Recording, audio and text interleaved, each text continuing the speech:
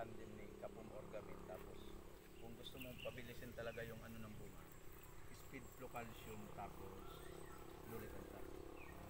Yun ang alternate mo. Halimbawa, bumba ka ngayon, Kapum Orgamin.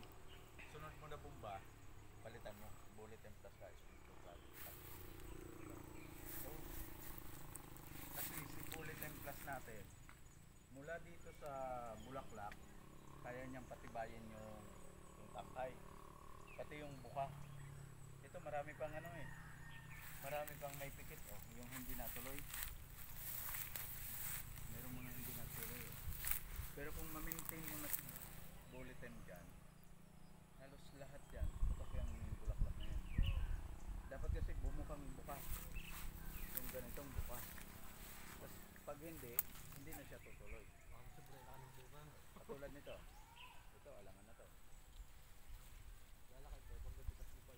Ah. Pero ang ano talaga dyan, Ang dami ng bulaklak. Di maksud saka ano, garnet. Ah. Maganda rin palang garnet.